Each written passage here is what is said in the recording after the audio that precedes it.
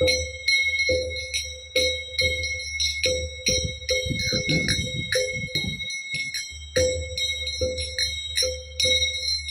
Radha Madhava Kunja Bihari Radha Madhava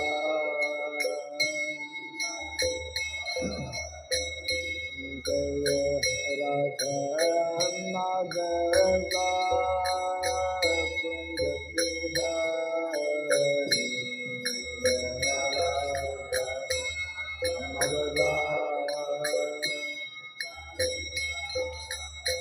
Jaya Gopi Jana Vallabha Giridhara Dhari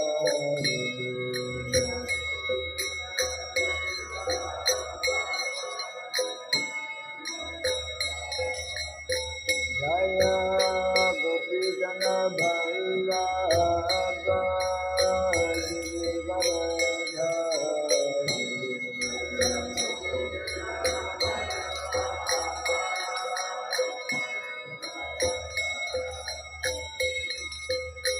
Yashodanandana Brajaganarandana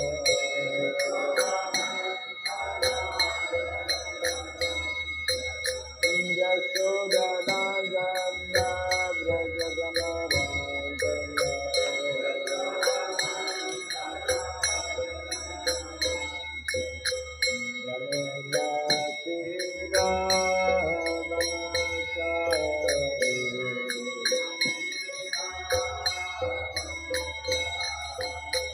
Yamuna Tira Ramasari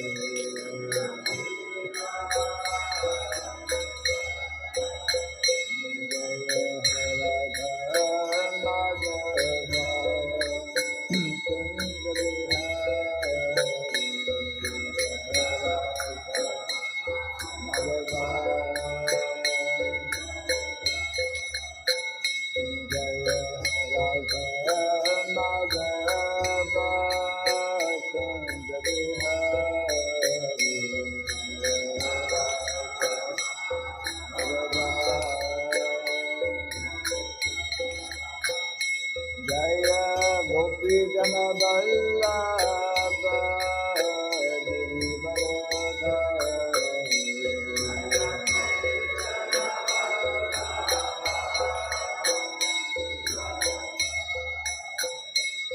Jaya Gopi Jana Vallabha Giridhara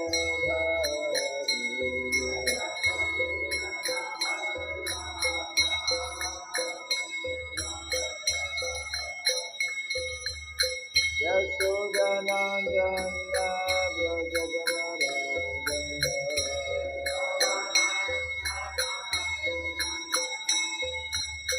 Yashodanandana Brajaganarandana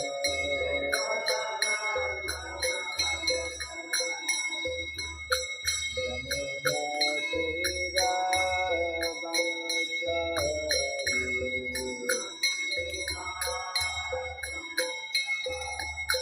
Yamuna Tira Brahmachari Radha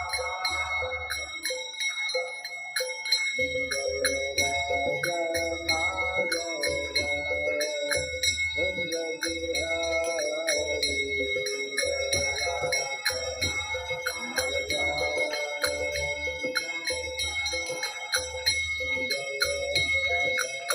Radha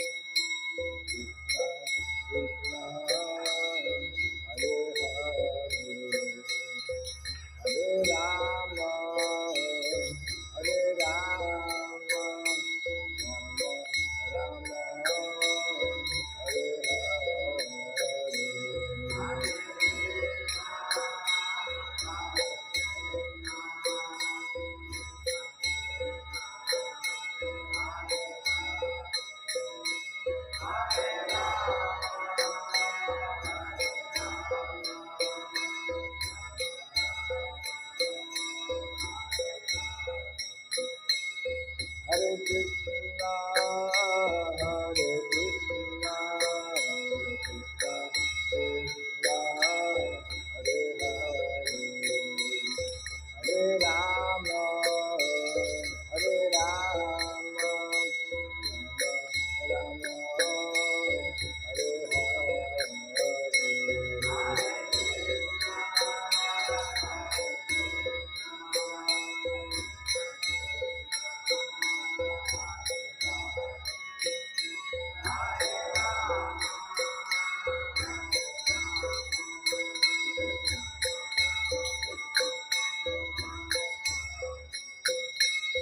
Hare Krishna, Hare Krishna, Krishna Krishna, Hare Hare, Hare Rama, Hare Rama, Rama Hare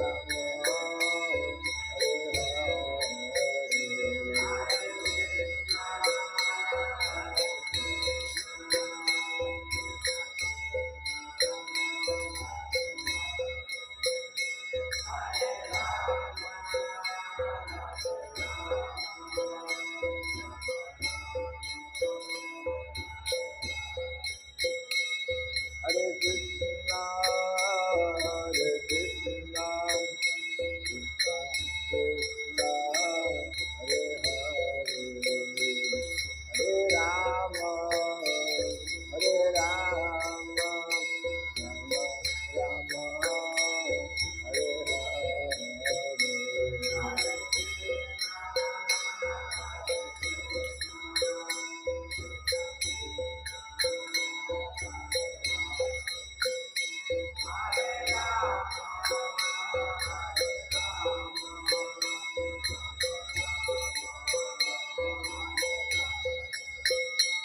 Hare Krishna, Hare Krishna, Krishna Krishna, Hare Hare,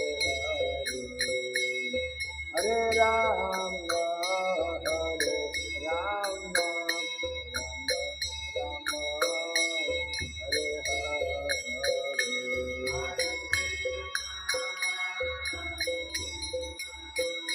Krishna Krishna, Hare Hare, Hare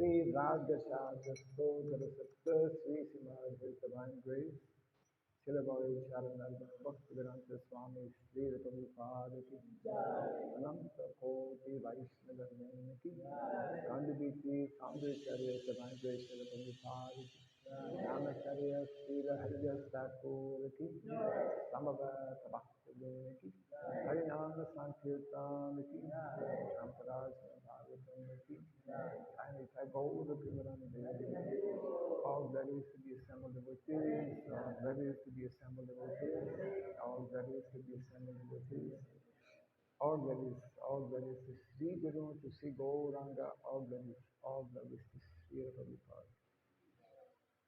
Om Ajnanatirandasya Gyananjana Sarakaya Daksharamritam Jena Tasmai Sri Gurave Namaha Sri Chaitanya Manobhistam Stapitam Jena Bhutale Swayam Rupa Kadamahyam Dadati Swapadantikam Vandeham Sri Guru Sri Juta Padakamalam Sri Gurum Vaishnavanscha Sri Rupam Sagrajatam Sahagana Raghunatam Vitam Tvam Sajivam Sadvaitam Savrutam Parijana Sahitam Krishna Chaitanya Devam Sri Radha Krishna Padam Sahagana Lalita Nidesakandritam Scha Hare Krishna Karuna Sindhu Dinabandhu Jagatpate Gopisha Gopika Kanta Radha Kanta Namostute Saptakansana Gaurangi Radhe Vrindavaneshwari Vrishabhanu Suti Devi Namami Haripriye Vansakalpa Tirudhyasya Kripa Sindhu Jaivasa Patitanam Pavanabhyo Vaishnavebhyo Namo Namaha Narayanam Namaskritya Naram Chaiva Narotamam Devim Sarasatim Vyasam Tato Jayam Udiraya. Before reciting the Srimad Bhagavatam, which is a very means of conquest, let us first offer our respectful obeisances unto Narayana, the Supreme Personality of Godhead, unto Narayan Rishi, the Supreme Being, unto Mother Saraswati, the Goddess of Learning, and unto Srila Vyasadeva, the author. Nasta Prayasha Badreshu Nityam Bhagavata Sevaya Bhagavati Tamasloke Bhakti Bhavati Naistiki. By regularly hearing the Srimad Bhagavatam and by rendering service unto the pure devotees, all that is troublesome within the heart becomes destroyed practically to nil, and loving devotional service unto the Supreme Lord, who is praised with transcendental songs, becomes established as an irrevocable fact. Idam Bhagavatam Nama Puranam Brahma Samhitam Uttama Shloka Charitam Shakara Bhagavan Rishi Nishreya Sayalokasya Dhamyam Swasayanam Mahat. The Srimad Bhagavatam, known as the Grantaraj, the king of all Vedic literatures, is the literary incarnation of God. It is compiled by the incarnation of God, the Srila Vyasadeva. It is meant for the ultimate good of all people. It is all successful, all blissful, and all perfect. Sri Krishna Chaitanya Prabhu Nityananda Sri Advaita Gadadhara Srivasadi Gaura Bhaktavinda. Hare Krishna Krishna Krishna Hare Hare Hare Rama Rama Rama Hare Hare. Om Namo Bhagavate Vasudevaya. Om Namo Bhagavate Vasudevaya. Om Namo Bhagavate Vasudevaya.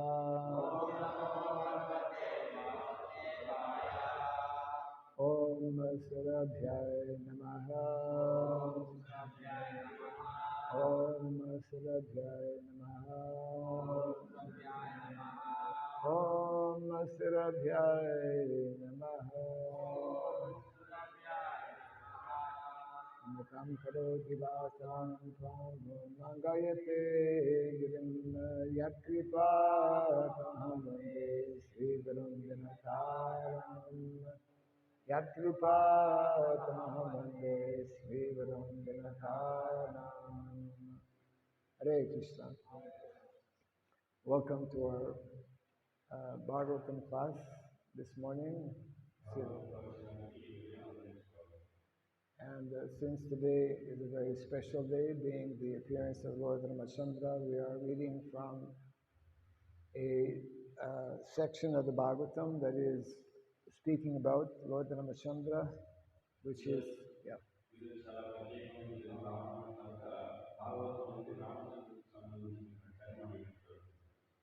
And that is in from canto number 9, chapter 11, text 26, right? And it's on the board, correct? Yes. So, so everyone to kindly follow. Asikta Margam Gandhodai Karinam Mada Shikarai Swaminam Praptam Arukya Matam Va Sutaram Iva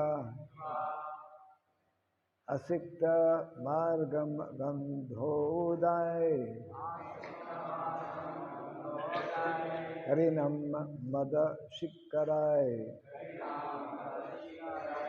Swaminam Praptam Alokya Batam Va Sutaram Iva. Asikta margam gandhodai Karinam mada sikkarai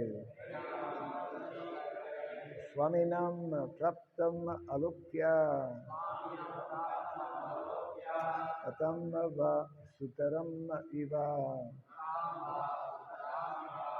Asikta margam gandhodai Karinam mada sikkarai Swaminam praptam alukya Atam va sutaram iva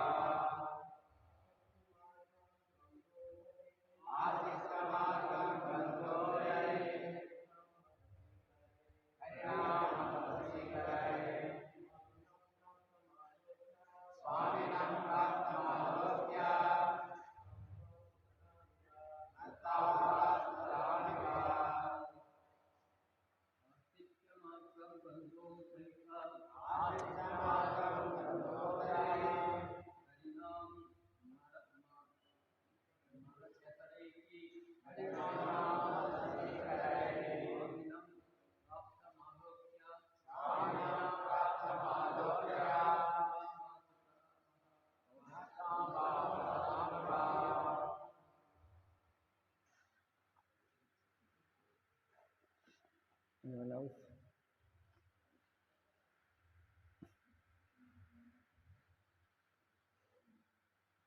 Asiktamaragam. The streets were sprinkled.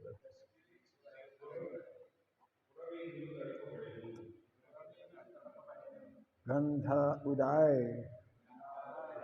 With perfumed water. Everyone should repeat the English. Then after, everyone can also repeat the Telugu. Telugu, right? Yeah. Karanam. Karinam. Of elephants. Gada.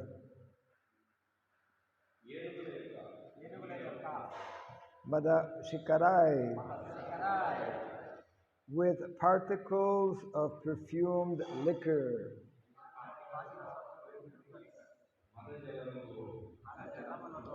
Swaminam, the master or proprietor.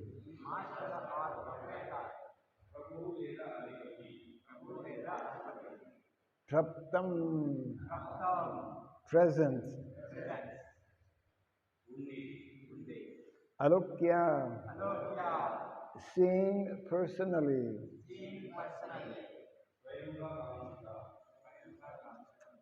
Matam, very opulent. Va, either. Sutaram, highly. Eva, as if. Translation and purport by His Divine Grace H.H.Bhakthi Raghava Swami Maharaj ki.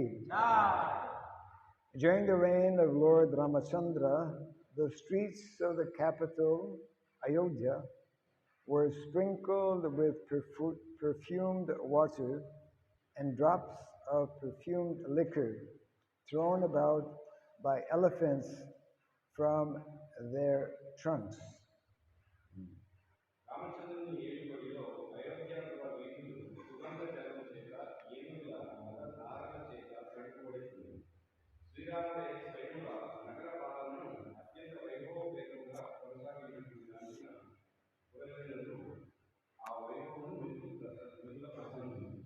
when the citizens saw the Lord personally supervising the affairs of the city in such opulence, they appreciated this opulence very much.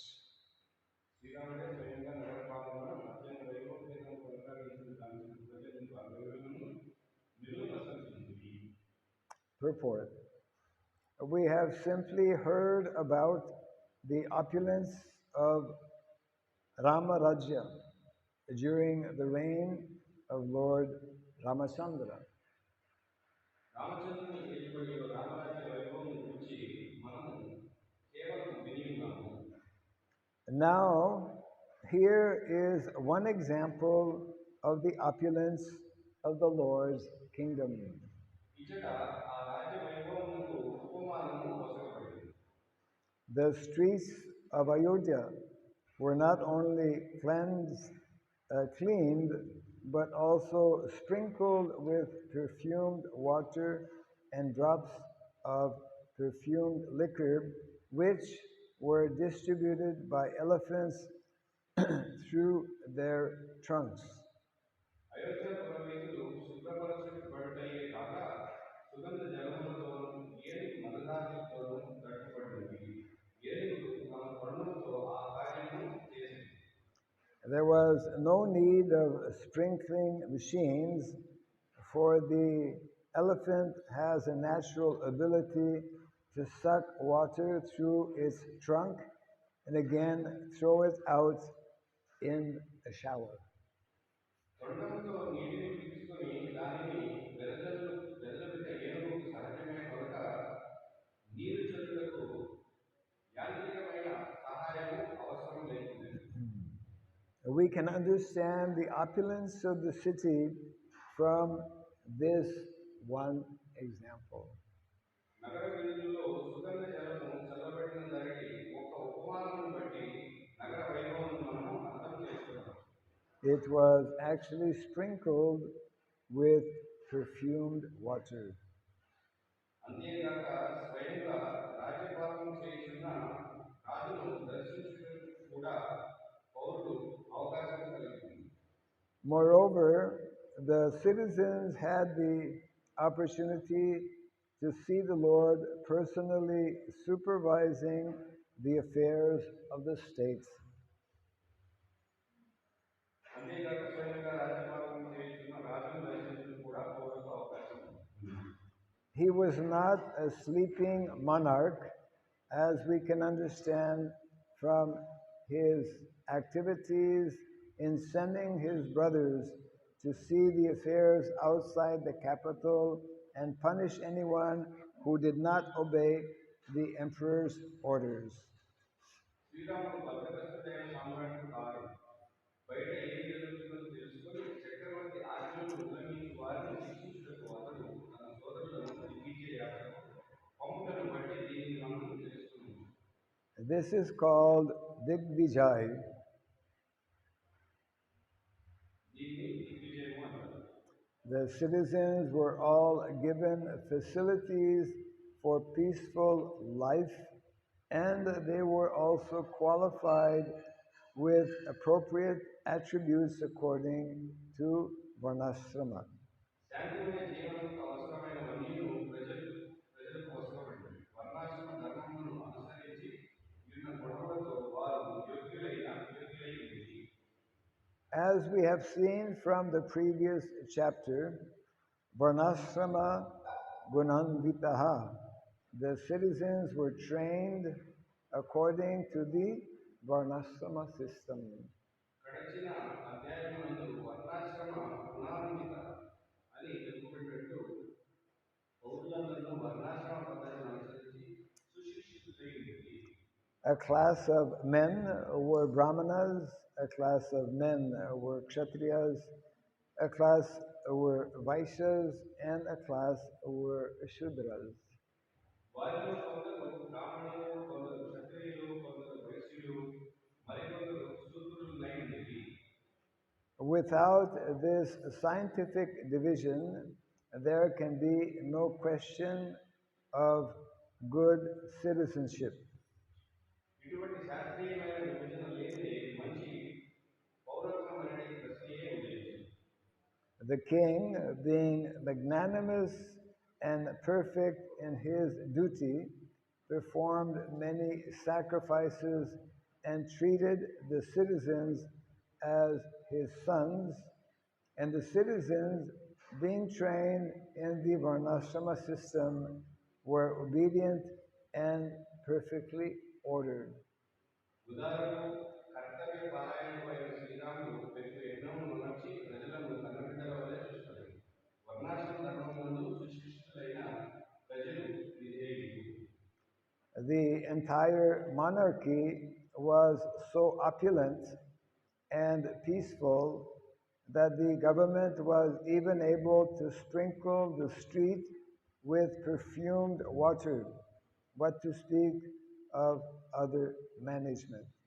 రాజ్యము ఎంత వైభవోపేతము శాంతిమయమై ఉండెనగా ప్రభుత్వము నగర వీధుల్లో సుగంధ జలం చల్లగలిగినది సామర్థ్యము కలిగి ఉంది. ఇక ఇతర పాలనా వ్యవహారాలను గురించి వేరుగా చెప్పలేదా.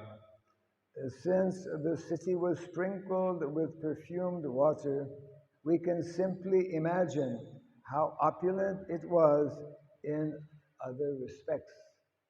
నగరమునందు సుగంధ జలము చల్లబడడం బట్టి ఇక ఇతర విషయంలో ఆ నగర వైభవం ఏంటిదో మనము గుర్తించవచ్చు. Why should the citizens not have felt happy during the reign of Lord Ramachandra?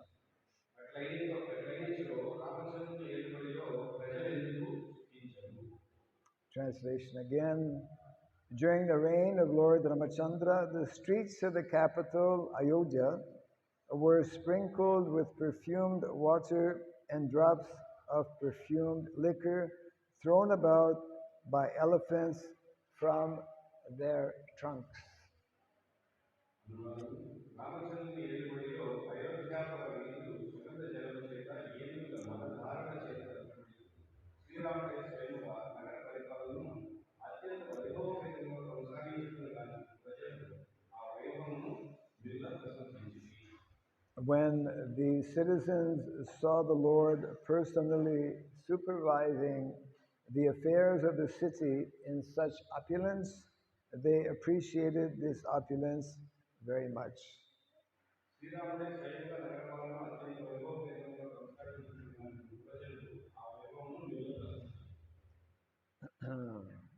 So this chapter is entitled Lord Ramachandra Rules the World.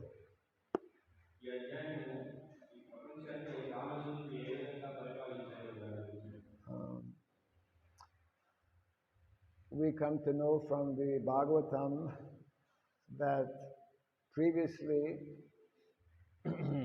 as we see in this description, not only there were kings, but there was also, amongst all the kings, there was an emperor.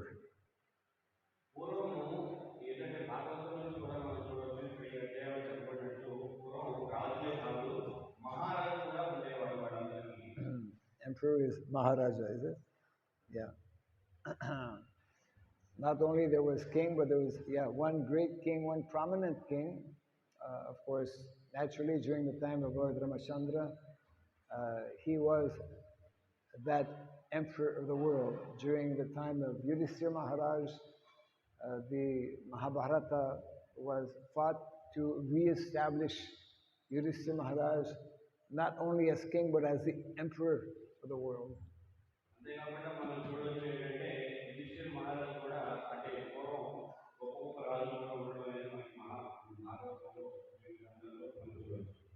So this particular verse is giving us a little glimpse, a little idea of the opulence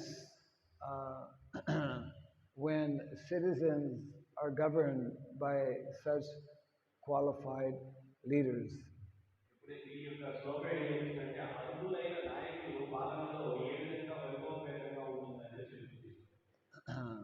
And in the purport, of course, Srila Prabhupada makes reference to the system of Varna and Ashrama as being the standard system by which there can be ideal government. ఏదైతే ప్రామాణికమైన ప్రభుత్వం ఏ విధంగా ఏర్పాటు చేయబడుతుంది అనేది వర్ణాశ్రమ విధానం ద్వారా జరుగుతుందని ఇక్కడ రాశారు. Yes. And of course, one of the features also as described both in the text and the purport is that Lord Ramachandra, as an ideal leader, was personally seeing to the affairs of the state. ఇక్కడ రామచంద్ర భగవానుడు ఏ విధమైన ఒక ప్రామాణిక నాయకుడు మనం చూడొచ్చు. ఎందుకంటే ఆయన ప్రత్యక్షంగా అందరి ప్రజల్ని పాలిస్తూ వాళ్ళ యొక్క జీవనాన్ని గమనిస్తున్నాం. Yes, just like we read also in the Bhagavatam, in the example of Lord Rishabhadev, who instructed his 100 sons, the eldest being Bharat, that one should not become a leader, a king, a guru, or a parent unless one can actually deliver one's dependence. ఇక్కడ మనకి భాగవతంలో విష్ణుదేవుడు కూడా వారి యొక్క సొంత కూతురు అందులో ప్రధానమైన భక్తులు కూడా ఉన్నారు. ఏమని చెప్పారంటే ఎవరైనా కూడా నాయకులు అవ్వకూడదు, వాళ్ళు వాళ్ళపైన ఆధారపడి వాడిని ఉద్ధరించినట్లయితే వాడు నాయకులు కాకూడదు. So the primary goal or the primary purpose of those who are in leadership positions is to facilitate their dependents to actually progress and advance ultimately in Krishna consciousness. ఎవరైతే నాయకులు ఉన్నారో వారిపైన ఆధారపడిన వాళ్ళు కృష్ణ చైతన్యంలో పురోగమించే విధంగా వాడిని చూసుకోవాల్సిన బాధ్యత ఉంది. Yes. So we hear about how the citizens were properly cared for because they were receiving the direct and personal attention of Lord Ramachandra. They felt, all of them felt very satisfied. ఇక్కడ మనం గమనించినట్లయితే రామచంద్రుని యొక్క స్వయం పర్యవేక్షణలో వాడు ఏ విధంగా సంతృప్తి చెంది ఉన్నారో మనం చూడవచ్చు. This is one of the symptoms of a successful government.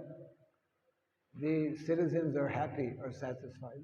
అది ఏమిటంటే ఒక విజయవంతమైన ప్రభుత్వం యొక్క లక్షణం ఏంటంటే ఆ పౌరులందరూ కూడా సంతోషంగా సంతృప్తి చెంది ఉండడం అనేది.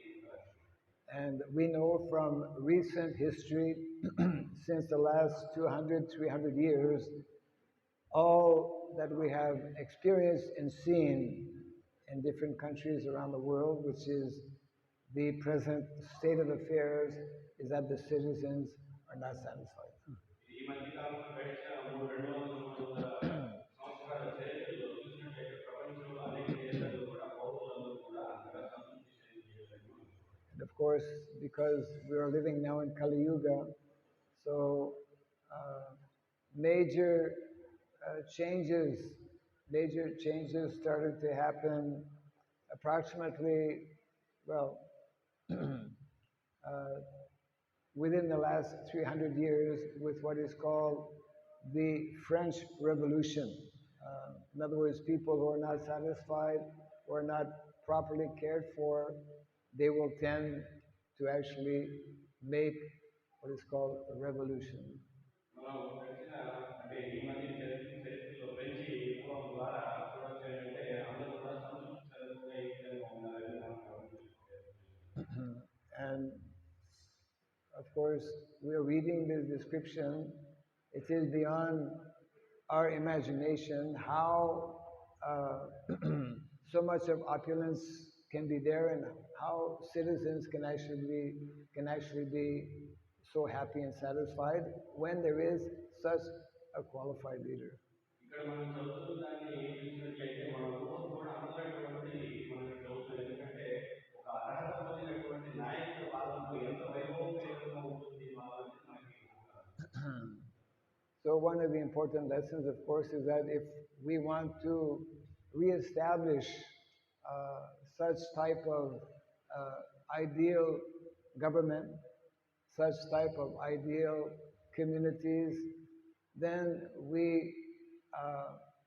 must have the elements that are mentioned here. We must have qualified leader, and we must have the ideal, perfect system given to us by Krishna, means the system of Varna and Ashrama. మనం అటువంటి వాతావరణాన్ని తిరిగి నెలకొల్పాలనుకుంటున్నట్లయితే మనం కృష్ణుడి ద్వారా భగవంతుడి ద్వారా ఇక్కడ ఇవ్వబడినటువంటి ఏవైతే ఉన్నాయో వాటిని మళ్ళీ పునరుద్ధరించాల్సి ఉంది. Actually, in the Mahabharata, it is very nicely described by grandfather Bhishmadev, who was another ideal Kshatriya. Our Vedic literatures highlight, that is one of the 10 main topics described, highlights various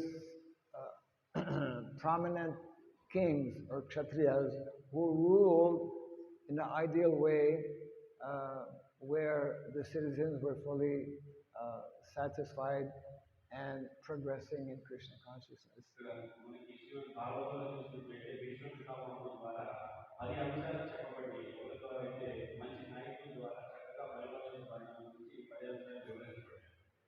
So, what are the three main elements that are actually described in the Mahabharata by grandfather Bhishmadev for a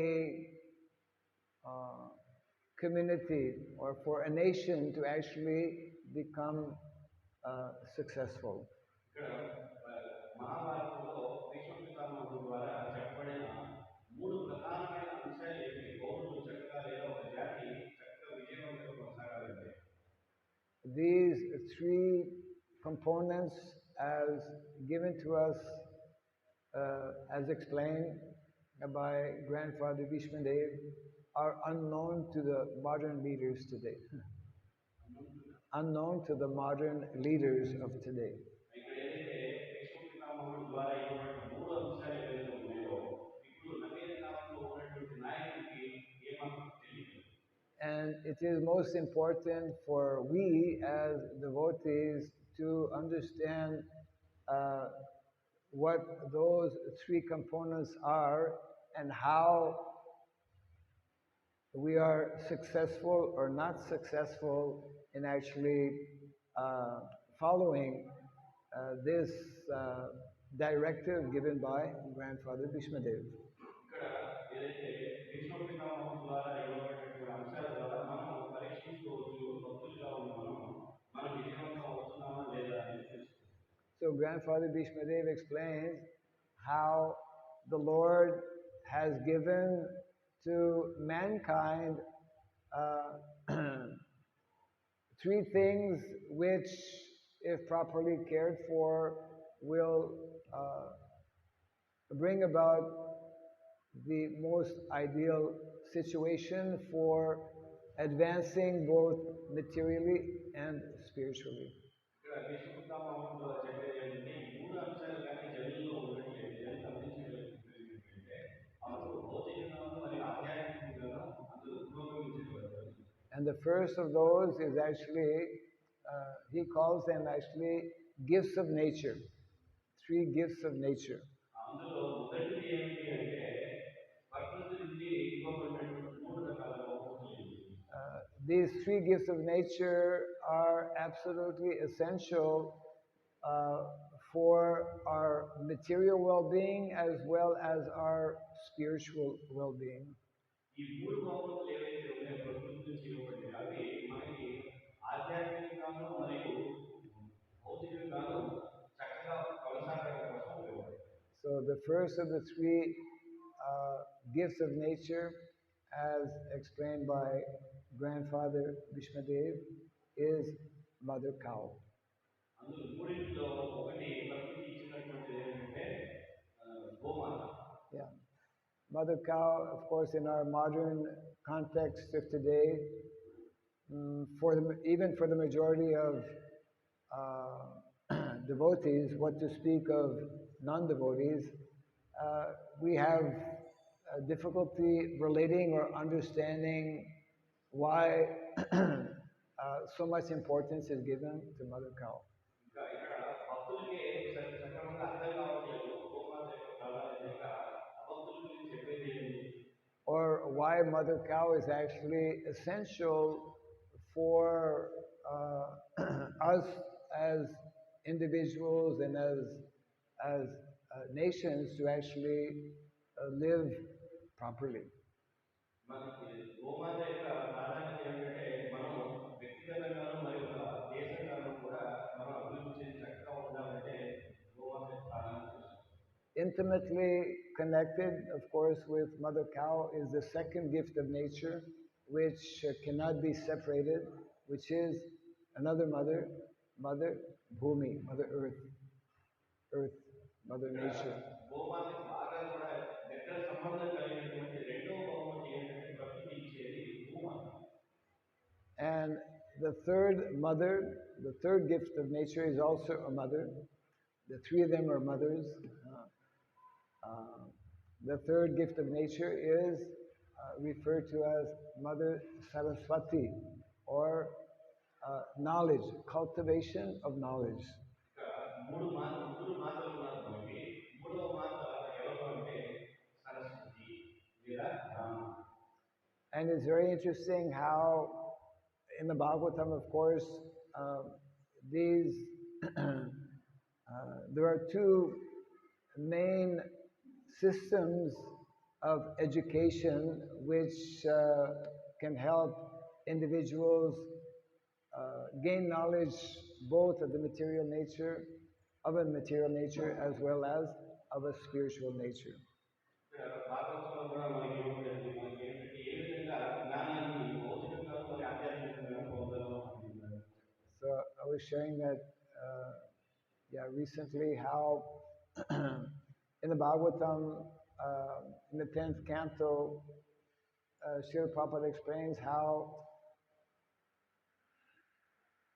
formal, in the Vedic culture, formal education is actually restricted or meant only for those who are qualified brahmanas. ఇక్కడ శ్రీల ప్రభుపాద వారు చెప్తున్నారు ఏంటంటే సాధారణంగా విద్య అనేది ఎవరికి ఇవ్వబడుతుంది అంటే అర్హత కలిగినటువంటి బ్రాహ్మణులకి అది అందించబడుతుంది. Only those who are very highly advanced intellectually are able to take up to what is called academic education. ఎవరైతే అర్హత కలిగినటువంటి చాలా గొప్ప నైపుణ్యం కలిగినటువంటి బ్రాహ్మణులు ఉన్నారో వాళ్ళే ఈ యొక్క విద్యని అంటే రోజులు అధ్యయనం చేసే విద్యని వాళ్ళు That academic education is also referred to as formal education. Formal education. ఏదైతే ఈ యొక్క విద్య ఉందో దాన్ని సాధారణమైన విద్య అంటారు. And the other type of education in the Vedic culture, Vedic education, is known as non-formal education. ఏదైతే అసాధారణమైన విద్య అంటారు. And that non-formal education, which is meant for the general mass of people, for the majority of people, is intimately and directly connected with cows and land. Is intimately connected with cows and land.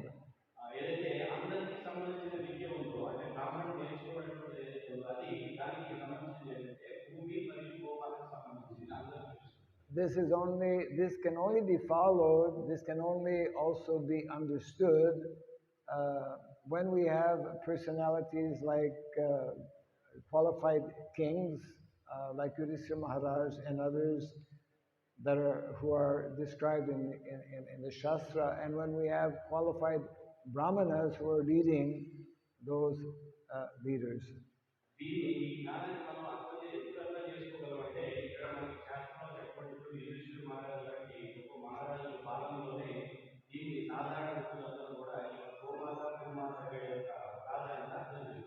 And that is why Srila Prabhupada spoke so often and emphasized the need and the urgency to especially establish these two cultures, what is called the Brahmana culture, Brahminical culture, and the Kshatriya culture.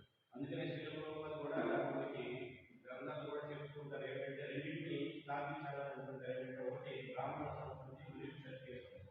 So when this Brahmana culture is in place, and when the Kshatriya culture is also in place, as we see during the reign of Lord Ramachandra, then everything actually can be properly cared for in society. ఎప్పుడైతే ఈ బ్రాహ్మణ మరియు క్షత్రియ సంస్కృతి అనేది కొనసాగుతుందో మనం ఇక్కడ చూసినట్లుగా ఏంటంటే అన్ని కూడా చక్కగా ముందుకు వెళుతూ ఉంటాయి. Yes. This means that actually individuals need to be trained in this culture which is being explained or presented in the Bhagavatam. ఇక్కడ భాగవతంలో ఏదైతే ఇవ్వబడిన సంస్కృతి ఉందో అది ప్రతి వ్యక్తి కూడా శిక్షణ ఇవ్వబడాలి. Yes. So therefore the need and the importance for us to hear about what is described in the Bhagavatam, to understand what is actually the real culture and how we can move towards re-establishing, reintroducing that culture. ఏదైతే కాబట్టి మనం ఇక్కడ భాగవతంలో ఇవ్వబడిన దీన్ని అర్థం చేసుకోవాలి, మళ్ళీ పునఃస్థాపించడం కోసం అటువంటి సంస్కృతిని చాలా చక్కగా we read in other sections of this chapter how during the reign of Lord Ramachandra, even during the reign of Lord of Yudhishthira Maharaj, there was no excessive heat and there was no excessive cold. Everything was very pleasant all the time. ఇక్కడ మహారాజు యుధిష్ఠిరుడు మరియు రామచంద్రుని యొక్క పాలనలో కూడా విపరీతమైన వేడి విపరీతమైన చలి అనేది లేదు. We hear how the rains would only come at night time, not in the daytime. మనం ఇక్కడ వింటాం ఏంటంటే వర్షం అనేది రాత్రి మాత్రమే వస్తుంది కానీ పగలు రాదు అదే మనం. We don't see these things. ఇప్పుడు మనం వాటిని చూడటం లేదు. Just like yesterday we were discussing, you were mentioning about cow progeny. There's so much of information that practically is unknown or lost in modern day society regarding the proper maintenance and care and breeding of cows, for example. ఇక్కడ మనం ఏంటంటే ఈ రోజుల్లో చాలా జ్ఞానం అనేది నశించిపోయింది. అంటే గోమాత యొక్క ప్రత్యుత్పత్తి ఎలా జరగాలి అనేది చాలా మంది తెలియదు. Yes. So therefore, it means that actually modern day society on a massive scale has completely deviated from what is being explained and presented in the pages of the Bhagavatam.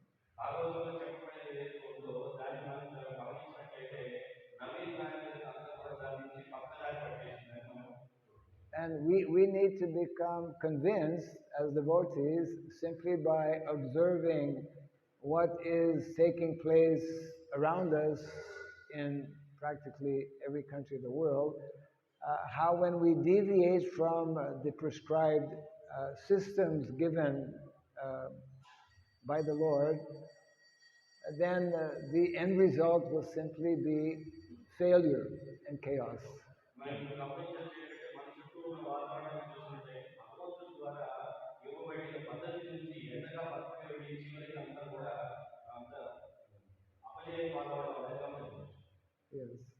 One of our devotee scholars wrote one book. Most people are of the opinion that we are evolving, progressing, isn't it? We're progressing materially, we're progressing in so many different ways, people say.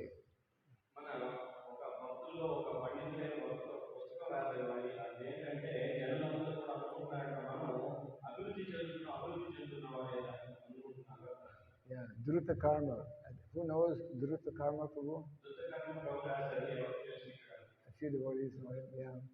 So he wrote a few books, one of them entitled Devolution, not Evolution, Devolution. How we are actually going in the opposite direction. We are becoming not more civilized, we are becoming more uncivilized. ఇక్కడ ఆయన రాసిన ఒక పుస్తకం ఏంటంటే evolutionary దానికి తెలుగులో ఏంటంటే అధోగతి. So this is very important. We, especially as devotees, we observe all the chaotic condition that is around us. We must understand uh, what is the method or the process by which to revert or to change that situation. కాబట్టి అటువంటి అధోగతికి సంబంధించినటువంటి స్థితి నుంచి మళ్ళీ పునరుద్ధరించడానికి ఏం చేయాలి అని మనం ఇక్కడ పద్ధతిని అనుసరించి దాన్ని తెలుసుకోవచ్చు. And one of the many important statements as given by Srila Prabhupada is that in order to uh, bring about these changes, we must, specifically he mentions, we must reintroduce what is being referred to here also in this purport, this God-given established system of Varna and Ashrama.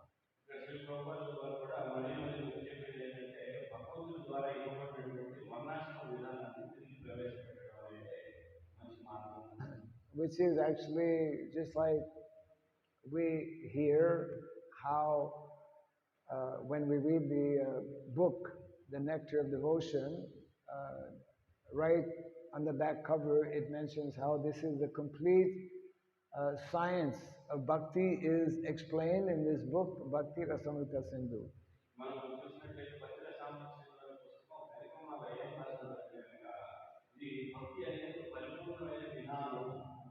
So spiritual, in other words, spiritual life is a big science, and especially this level or this aspect of bhakti, which is the highest expression, the culmination actually of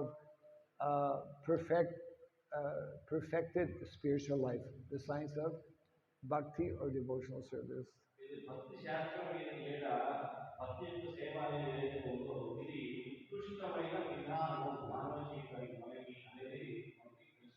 So in a similar way, this science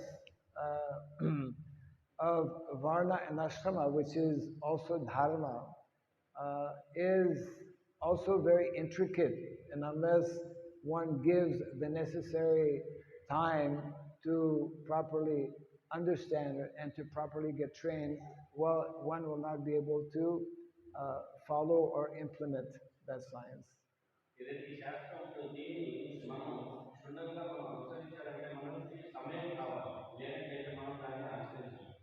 Which means basically that if we at all aspire to establish what we are reading in this particular purport, a situation where citizens will be both materially satisfied as well as spiritually happy, then we have to follow the directives that are given in the Shastra.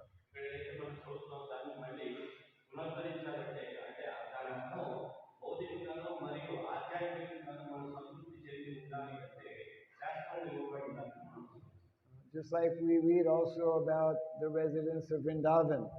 The residents of Vrindavan were simple village people, isn't it? But of course, the big difference was that that village was not just an ordinary village. That village was where Krishna appeared and Krishna performed his pastimes, and therefore all the citizens, residents of Vrindavan, they were highly, the most advanced spiritually, as we know.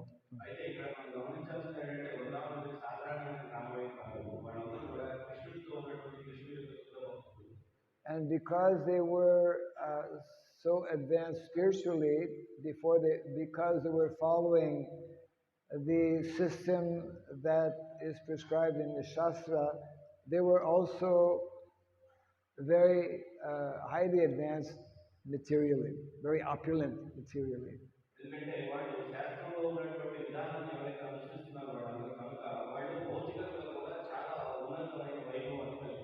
So in other words, the lesson to be learned from this is is that when we understand nicely, properly Shastra, and when we follow and apply the instructions given in the Shastra, we will get the double benefit of becoming opulent spiritually and becoming opulent materially. ఎప్పుడైతే మనం శాస్త్రంలో ఉన్నటువంటి ఉపదేశాలను అనుసరిస్తామో రెండు విధాలుగా మనం ప్రయోజనాలు పొందుతాం ఆధ్యాత్మికంగా భౌతికంగా. Yeah, of course, we are not attached to becoming opulent materially, but it basically means that there will be no difficulty in meeting the material necessities of life. అయితే మనం ఇక్కడ భౌతిక పురోభివృద్ధి భౌతికంగా ఆసక్తి కలిగి లేదు కానీ సహజంగానే మనకి భౌతిక అవసరాలన్నీ కూడా నెరవేరుతాయి. This is extremely important actually for our devotees.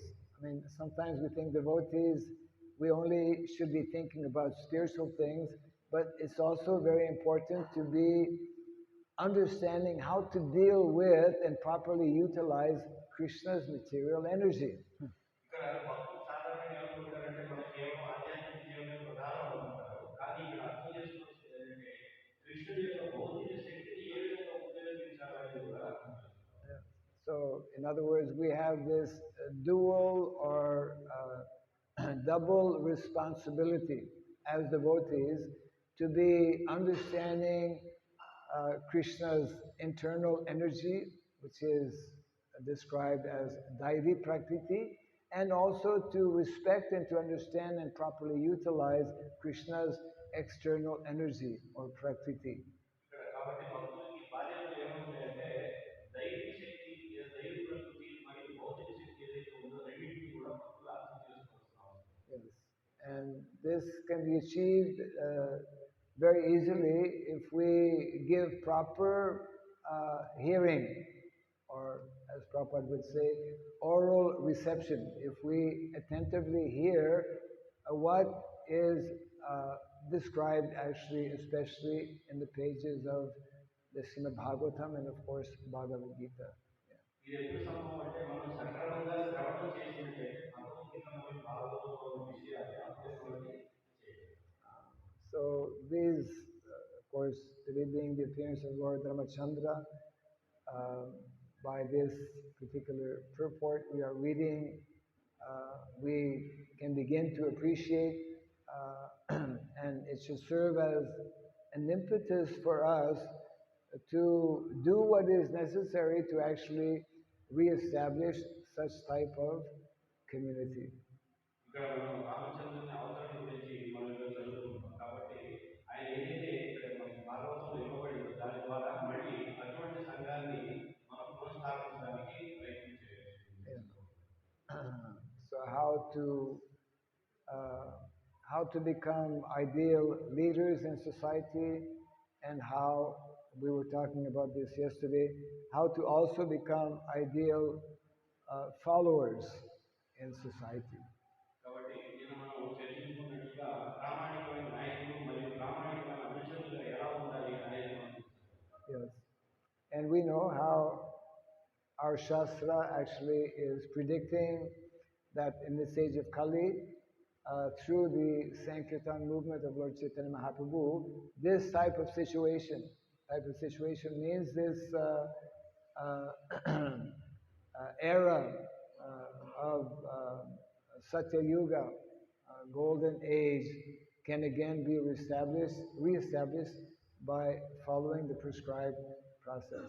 ఏదైతే స్వర్ణయుగం కలియుగం స్వర్ణయుగం అంటున్నామో అది చైతన్య మహాప్రభు ఇచ్చినటువంటి విధానం ద్వారా మళ్ళీ మనం స్థాపించాలి. So I will read the text again. If the temple doesn't have a clock, huh? Does it? Not yet. Okay. What time is it? 9:10. Yeah. So reading the text again, text 26. During the reign of Lord Ramachandra, the streets of the capital, Ayodhya, were sprinkled with perfumed water and drops of perfumed liquor thrown about by elephants from their trunks.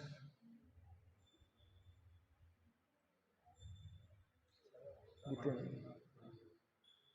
రామచంద్రుని ఏలుబడిలో అయోధ్యాపుర వీధులు సుగంధము చేత ఏనుగుల మదధారల చేత తడుపుతాయి. When the citizens saw the Lord personally supervising the affairs of the city in such opulence, they appreciated this opulence very much. శ్రీరాముడే స్వయంగా నగర పాలనను అత్యంత వైభవపేతంగా కొనసాగించిన ప్రజలు ఆ వైభవమును విధులు ప్రశంసించారు. Any thoughts or comments or questions?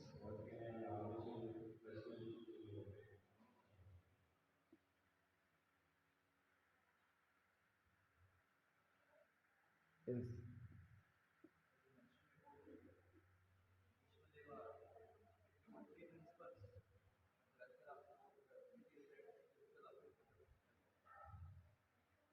You mentioned about the Vishwadeva's three principles, material and spiritual upliftment of the society. What's the question? Three gifts, yeah.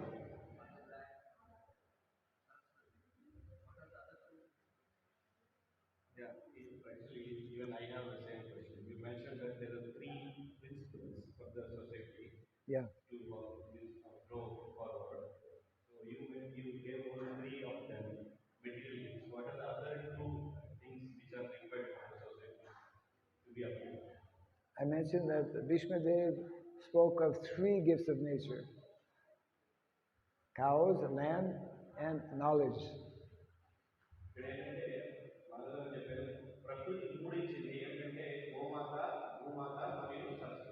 Yeah. So Even I had this question that you mentioned initially that there are three things. Among them, first thing is having three sub, like these three characters. So we were probably you might have told that these are the three things. Because you mentioned out of 10 there are three things. Among those three first things, there are subcategories, three subcategories. That's how we understood. So we were expecting other two things. What are the common things? So the society can be uplifted. Even I had the same question. I was mentioning about what things? Three things. Yeah. So that the society will be uplifted. Among the three, the first one is having three gifts of the nature. No. Maybe it was wrongly worded. There are three gifts of nature, and they are actually all interconnected. And the three are, as I mentioned, cows. In Sanskrit, actually, they all have the same name. Yeah. And all three are mothers as well. So it's in that order as given by grandfather Bhishmadev: cows, land, and knowledge, or Mother Surabhi, Mother Bhumi, and Mother Saraswati. And we see actually in modern day society how those three are the most neglected actually. We are exploiting mother cow, isn't it? We speak of a dairy industry, it's an industry. We speak of agro business, land is being exploited. Yeah.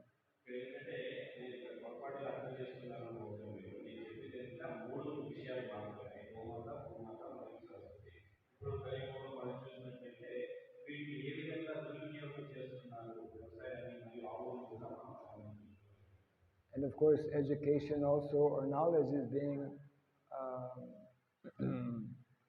utilized as a commodity. We are selling knowledge.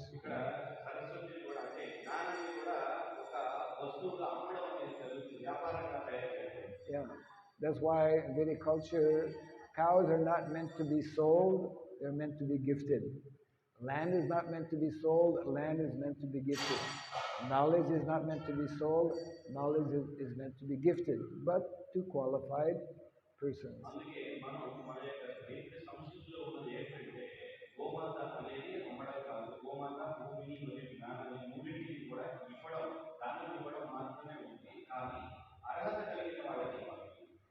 if we were to properly understand the the meaning and the import or purport rather of these three simple components: land, I mean cows, land, and knowledge. Uh, if we properly understood how essential they are to any society, we would be giving a lot more time to these three components, isn't it? Even as devotees, how much time, we can ask ourselves that question, how much time do we as individual devotees, or how much time do we as a society give presently, if we look at our activities within, global international society of ISKCON, to cows, to land, and to the cultivation of knowledge. వీటి యొక్క ఈ మూడింటి యొక్క ప్రాధాన్యతను మనం తెలుసుకున్నప్పుడే మనం సరైన సమయాన్ని వాటికి వెచ్చించగలం. ఈ మూడింటి కోసం మనల్ని మనం భక్తులుగా మనం ఎంత ఇస్తున్నాం, వీటికి ప్రాధాన్యత, ఎంత సమయం కేటాయిస్తున్నాం, ఎంత వాటిలో పురోగమిస్తున్నాం కూడా మనం పరీక్షించుకోవాలి. Yes. కలియుగంలో ఈ మూడింటిని కాపాడడానికి రాజు యొక్క అవసరం చాలా ఉంది. కానీ రాజులు నాన్ డివోటీ కమ్యూనిటీ నుంచి వస్తున్నారు. మనం ఎలా ఎక్స్పెక్ట్ చేయగలం? See, in Kalika, the things are coming from non-devotee community. So we need all these things, but how can we expect from those devotees? Therefore, we need to create devotee communities. Therefore, we need to create community devotees from which all these things will come from.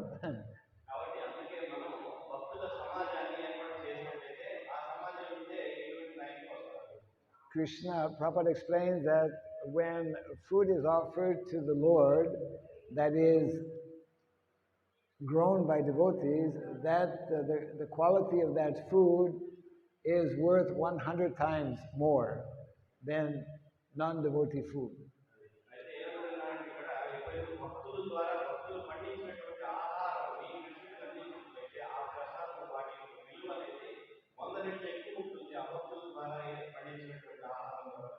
Yes. So in other words, offering one flower that is grown by devotee is like offering 100 flowers.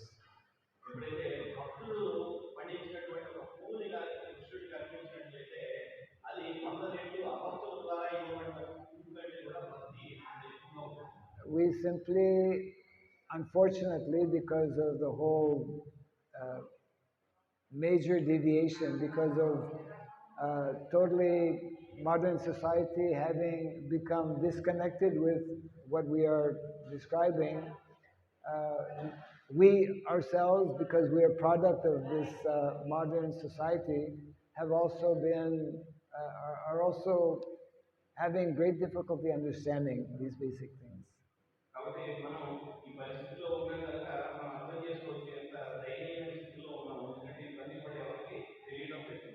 But yes, we should replace what is being produced and prepared by non-devotees in terms of food, in terms of cow products. This should be gradually replaced. As a matter of fact, there was a resolution by the GBC a few years ago that by 2022, which was last year, we should only offer ahimsa milk in our temples.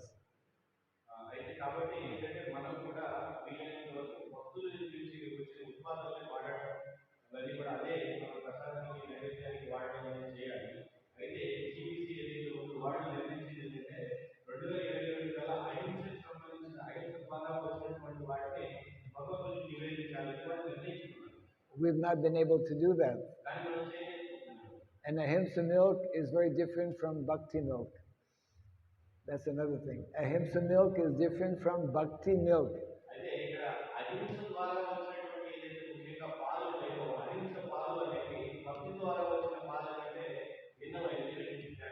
A karmi can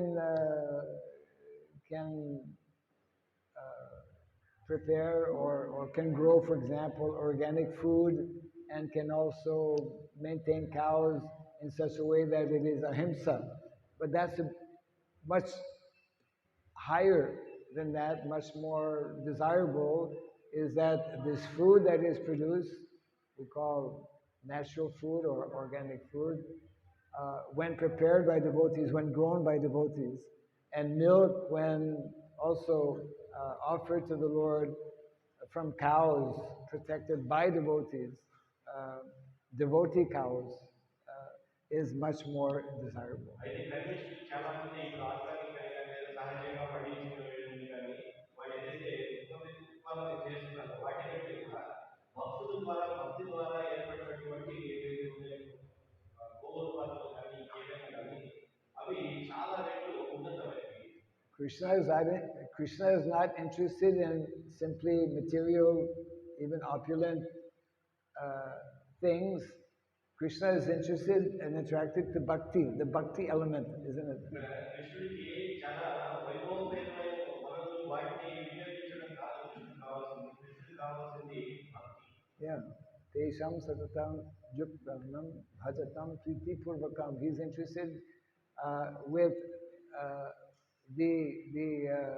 what is the mentality by which something is offered or by which some activity is performed.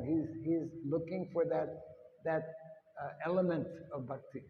కాబట్టి ఏ మనస్తత్వంతో మనం ఈ పనులన్నీ చేస్తున్నాం అనేది కృష్ణుడు చూస్తాడు. ఆ యొక్క భక్తి అనే అంశం ఏదైతుందో అది కృష్ణుడు కావాలి. And this element of bhakti is the exclusive property of bhaktas, devotees. ఈ అంశం ఏదైతే భక్తి అనే అంశం ఉందో అది ఎవరి సంపద అంటే భక్తుల యొక్క సంపద. And non-devotees don't have this, don't have access to bhakti. భక్తులకి భక్తికి సంబంధించిన భక్తిని అసలు వాళ్ళు తెలుసుకోలేదు, వాళ్ళకి తెలియలేదు. So therefore, as Prabhupada directed and wanted, that devotees, if we properly hear the instructions from Bhagavatam, if we properly understand these examples given in the Bhagavatam, as today in the case of Lord Ramachandra and how he governed his kingdom, the more we understand these things, then the more we can actually work towards implementing. కాబట్టి మనం శ్రీ ప్రభువుల భాగవతంలో తెలియజేయబడి మరి రామచంద్రుడి ద్వారా ఏదైతే ఏర్పాటు చేయబడిన అవన్నీ మనం ఎంత చక్కగా లోతుగా అర్థం చేసుకుంటే అంతగా మనం వాటిని ఆచరించగలం. Yeah. So it is a misunderstanding to think that, well, why we should be interested in growing food or why we should be interested in looking after cows. It means we're not understanding what is actually Krishna's intent and not understanding Krishna's system that he has created, whereby we must properly utilize the gifts of nature for ultimately satisfying Krishna. కాబట్టి ఎప్పుడైతే మనం వీటిని పాలెత్తు లేదా వ్యవసాయం నుంచే సహజంగా వీటి అవసరం భక్తి చేసినప్పుడు లేదా అనుకోని వీటిని చూసినట్లయితే మనం సక్రమంగా కృష్ణ చైతన్యంలో రూపించడానికి ఏవైతే అవసరమో వాటిని తెలుసుకోలేకపోతాం. కనుక వీటిని క్షుణ్ణంగా అధ్యయనం చేయాలి. We are here in the material world. We have this material body. We are dealing every second, every moment with the material energy. We must know how to properly utilize that energy as ordained or as given, as the directives are given in the Shastra. Yeah. మనం ఈ భౌతిక దేవంలో భౌతిక ప్రపంచంలో మనం కొనసాగుతున్నాం ప్రతి క్షణం కూడా. కనుక ఈ భౌతిక ప్రకృతిని భౌతిక శరీరాన్ని వీటిని ఏ విధంగా ఉపయోగించి కృషి యొక్క సేవ చేసి మనం పరిపూర్ణ సాధించాలని తెలుసుకోవాలి. Yeah. Prabhupada explained that material energy is only material when we separate it from Krishna. But as soon as we properly utilize this material energy, then automatically it becomes spiritualized and it is no longer just material energy. కాబట్టి శ్రీల ప్రభుపాదులు ఏమని చెప్తున్నారంటే ఎప్పుడైతే భౌతిక శక్తి కృష్ణుడిని వేరుగా చూస్తేనే భౌతిక ప్రకృతి అలా ఉంటుంది. ఎప్పుడైతే మనం ఈ భౌతిక ప్రకృతి భౌతిక శక్తి కృష్ణుడి యొక్క సేవలో వినియోగిస్తే అది ఏమాత్రం భౌతికంగా ఉండదు, అది ఆధ్యాత్మికం. this is a mentality we need to develop, and it can only be developed by understanding how to, in a practical way, properly utilize, properly engage this material energy in the form of land, in the form of everything that is created in this world. ఇక్కడ ఈ ప్రపంచంలో సృష్టింపబడిన అన్నిటినీ కూడా మనం ఆచరణాత్మకం ఏ విధంగా వీటిని ఉపయోగించి భగవంతునికి సేవ చేయవచ్చు అనేది మనం తెలుసుకున్నప్పుడే ఈ భౌతికత్వం నుండి మనం బయటపడతాం మరియు అంతా కూడా ఆధ్యాత్మికం. Yeah, but especially as explained by Grandfather Bhishmadev, especially in terms of cows and in terms of land and proper cultivation of knowledge both spiritual and material. ముఖ్యంగా కృష్ణ పితామహుడు చెప్పినటువంటి ఈ మూడు అంశాలు ఏవైతే ఉన్నాయో గోమాత భూమాత మరియు ఆ జ్ఞానం అనేది ఏ విధంగా పెంపొందించుకోవాలని తెలుసుకోవాలంటే మనం వీటికి సహాయం. Any other? Actually, you were saying in the past, Srila Prabhupada was developing American culture and Kshatriya culture. Yes. In our society, we are seeing all the activities which are going on in our society, mostly related to the Brahminic culture. Yes. So, is there any training going on to develop the Kshatriya culture? Good question. Translate. ఇక్కడ ఏంటంటే ప్రశ్న ఏంటంటే మహారాజు మీరు చెప్పారు ఇక్కడ బ్రాహ్మణ సంస్కృతి క్షత్రియ సంస్కృతి పెంపొందించాలి ప్రభుత్వాలు చెప్పారని మనం చూస్తున్నాం బ్రాహ్మణ సంస్కృతిని పెంపొందించడానికి మనకు ఏర్పాట్లు ఉన్నాయి మరి క్షత్రియ సంస్కృతిని పెంపొందించడానికి మరి పునరుద్ధరించడానికి ఏమైనా ఏర్పాట్లు ఉన్నాయి. Actually, I mentioned only two cultures, but there are four cultures to be developed. Brahmana culture, Kshatriya culture, Vaishya culture, and also Shudra culture. Shudra culture is also culture. It is not simple and easy to become a good Shudra. ఇక్కడ నేను చెప్పిన రెండు సంస్కృతుల గురించి చెప్పాను కానీ నాలుగు ఉన్నాయి ఏమిటి బ్రాహ్మణ క్షత్రియ వైశ్య శూద్ర సంస్కృతులు అయితే శూద్ర సంస్కృతి కూడా అంత చాలా తేలికైన విషయం కాదు. In the Srimad Bhagavatam, Canto 7, where Narada Muni gives his whole discourse to Yudhishthira Maharaj on Varnashrama Dharma, Narada Muni explains that actually Shudra has 9 qualities.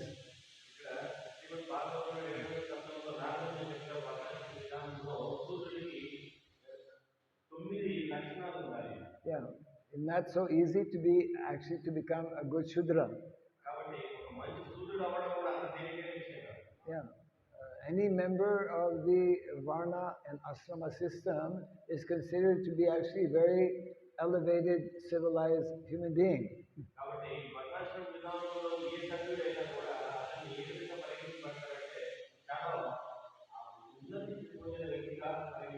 Good Shudra means one who is actually nicely trained and especially having the quality of truthfulness and cleanliness. Satyam, yeah, cleanliness and truthfulness are two important qualities for a qualified Shudra, a good Shudra. Yeah.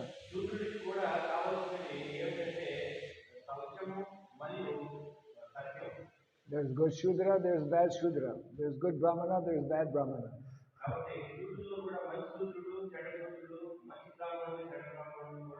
There's good devotee, there's bad devotee. So coming to your question now, is there anything being done regarding Kshatriya culture within our society?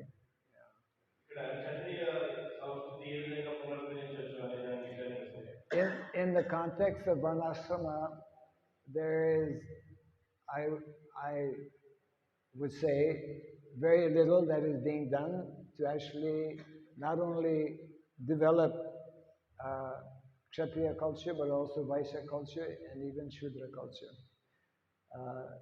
Why I say this? Because until and unless, as desired by our founder Acharya Srila Prabhupada, until and unless we introduce Varnashrama College, this is within that system of Varnashrama College that Prabhupada wanted to introduce these sciences, these cultures. Culture for Brahmana, culture for Kshatriya, Vaishya and Shudra. దీనికి సంబంధించి మనం ఎప్పటి వరకైతే శ్రీల ప్రభుపాద వారు చెప్పినట్లుగా వర్ణాశ్రమ కళాశాలను ఏర్పాటు చేసి వీటిని బోధించడం అనేది జరగదు అంతవరకు వీటిని తొలగించబడవు. అయితే నేను ఒప్పుకునేది ఏంటంటే ఇప్పటి వరకు మనం చాలా తక్కువగానే దీనిపైన పనిచేసామని చెప్పాను. So you tell me how many Varnashram colleges we have in our society today? కాబట్టి చెప్పండి వర్ణాశ్రమ కళాశాలలు ఎన్ని ఉన్నాయి ఇప్పుడు మన సంఘంలో? Maybe you can count in one hand. Actual Varnashrama college, how many do we have? Actual Varnashrama colleges, how many do we have? కాబట్టి ఎన్ని కళాశాలలు వర్ణాశ్రమ కళాశాలలు ఉన్నాయి మనకి?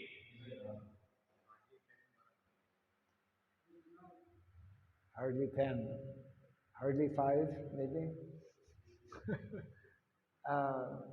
Actual Varnashrama colleges, I don't know of one Varnashram college existing right now. నిజంగా వర్ణాశ్రమ కళాశాలలు ఇప్పటివరకు ఏర్పాటు చేసినట్లుగా నాకైతే ఏమీ తెలియదు. Where the curriculum is based on what is called Chatur Vidya. Chatur Vidya.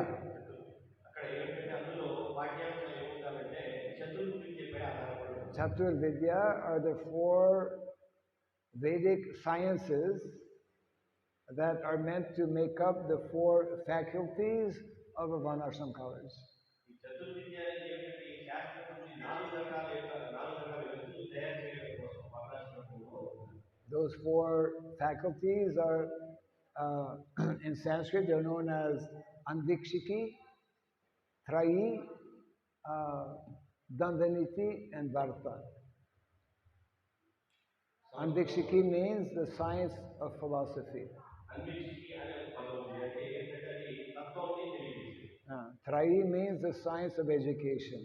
Try అంటే ఈ విద్యకి సంబంధించి. The science of education, Trayi, is for the Brahmanas, Brahminical culture. Try అనేది బ్రాహ్మణులకి అంటే బ్రాహ్మణ సంబంధం. Dandaniti, that is for the Kshatriyas. తర్వాత దండనీతి అనేది ఉంది. అది క్షత్రియులకి. Dandaniti means the science of politics. దండనీతి అంటే రాజకీయం చేసేటువంటి శాస్త్రం. And Varta is actually for the Vaishyas. It is the science of economics. Varta, V-A-R-T-A. భర్త అనేది ఏంటంటే వయసుకి ఉన్నటువంటి. Yeah, the science of economics. What is the science of economics in Vedic culture?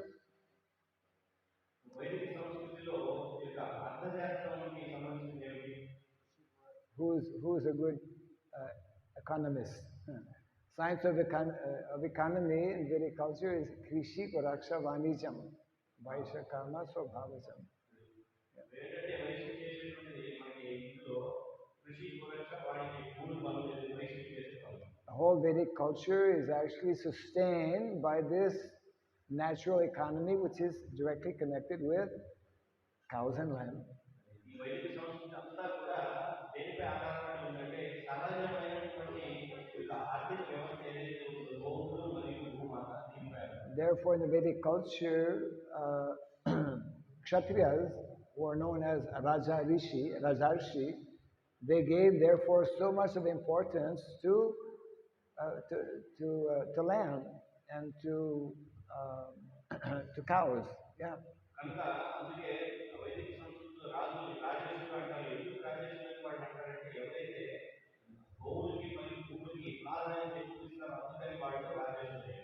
Nanda Maharaj was opulent, Vrindavan was opulent because they had 9 lakhs of cows. Brindavanam మరియు నందమాత చాలా వైభవపేతంగా ఉన్నది కారణం ఏంటంటే 9 లక్షల ఆవులు ఉన్నాయి. There's a whole science, again, unknown to us in modern day society regarding cow progeny. కాబట్టి ఆవుల యొక్క ప్రత్యుత్పత్తికి సంబంధించినటువంటి జ్ఞానం అనేది నగరి నాగరికులకు ఎవరికి కూడా లేదు. Governments are trying to take shortcuts by inventing all kinds of crazy non-Vedic adharmic processes to increase the number of cows and reduce the number of bulls. అయితే ఈ యొక్క ప్రభుత్వం అనేది అవైధమైన అధార్మికమైన అనేక పిచ్చి విధానాలని ప్రవేశపెడుతూ ఉంది. దేనికోసం అంటే గోవులను పెంచడం కోసం మరియు రైతులను తగ్గించడం. With a total misunderstanding actually of so many things.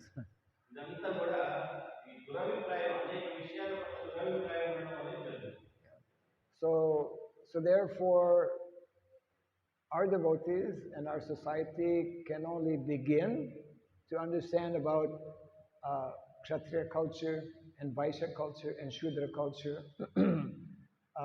if that instruction given by Prabhupada so many years ago is actually followed, that of establishing Varnashram colleges. కాబట్టి మనం క్షత్రియ వైశ్య శూద్ర సంస్కృతిని బాగా ఎప్పుడు అర్థం చేసుకోగలమంటే శిల ప్రభుపాద వారు ఇచ్చినటువంటి అనేక సంస్కృతులు ఇచ్చినటువంటి ఉపదేశాన్ని మనం ఆచరించినప్పుడే తెలుస్తుంది. And to establish a Varnashram college, all you need is what? వర్ణాశ్రమ కళాశాలని స్థాపించడానికి ఏం కావాలి? There's only one thing needed to establish one Varnashram college. వర్ణాశ్రమ కళాశాల స్థాపించడానికి ఒకటి కావాలి ఏంటంటే Need one Brahmana. One qualified Brahmana. ఒక బ్రాహ్మణుడు కావాలి. So that we don't have Varnashram colleges. The fact that we don't have Varnashram colleges means that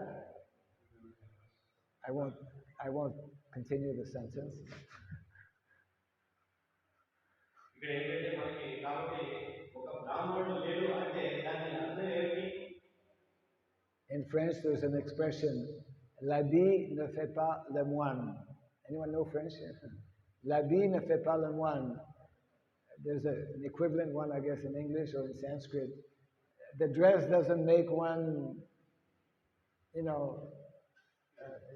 l'habit means dress, and one is the French word for sadhu. Just wearing a Brahmana thread doesn't make one a Brahmana. As Prabhupada is saying. You can buy a 2 paisa thread anywhere. ఏంటంటే ఫ్రెంచ్లో ఒక సామెత ఒకటి చెప్పబడింది ఏంటంటే వాళ్ళు అందులో సాధువు అంటే బట్టలు వేసుకోవడం ద్వారానే ఒకడు సాధువు అదే ప్రభుత్వాలు కూడా మనకు చెప్పారు ఏంటంటే ఈ జర్నీ ఏదైతే ఉందో ఎకనామిక్ రీజన్ ద్వారా మాత్రమే ఒక 2 పైసలు కొనేసి వేసుకోవడం ద్వారా కూడా బ్రాహ్మణుడు. Guna and karma, qualities. Qualities is what makes a person qualified. లక్షణాలు ఒక వ్యక్తిని అర్హత కలిగిన వ్యక్తిగా తయారు చేస్తాయి. Yeah, the qualities are what makes one successful in performing a particular activity. కాబట్టి ఒక ఏదైనా ఒక విషయంలో విజయవంతం కావాలంటే అతని యొక్క లక్షణాలపైన ఆధారపడి ఉంటుంది. And when we read actually the different qualities that a king is meant to have, a qualified king, qualified Vedic king, qualified Vedic leader, I mean, it's like mind-boggling, practically. అంటే మనకి మర్చిపోతుంది అన్నమాట ఏంటి నిజమైన రాజు క్షత్రియ ఎవరైతే ఉన్నారో విజయవంతమైన అతని యొక్క లక్షణాలు చూస్తే మనకే మర్చిపోతుంది. We are not studying, or we're not reading, and we're not properly studying our own Shastra. మనం మన యొక్క శాస్త్రాన్ని మనం సక్రమంగా అధ్యయనం ఎందుకు చేయడం లేదు. Everything is there actually in our Vedic literatures, everything that we need in terms of spirituality as well as material sciences. కాబట్టి మనకి ఆధ్యాత్మికాలు భౌతికాలు కావాల్సినంత కూడా మన శాస్త్రాలు దాని మనం అధ్యయనం చేయడం.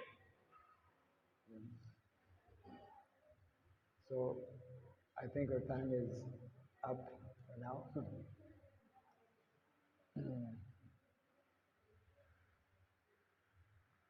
Jai Grantaraj Srimad Bhagavatam ki Jai Gaur Dhamma Sandra ki Jai Nitai Gaur Pimanandi.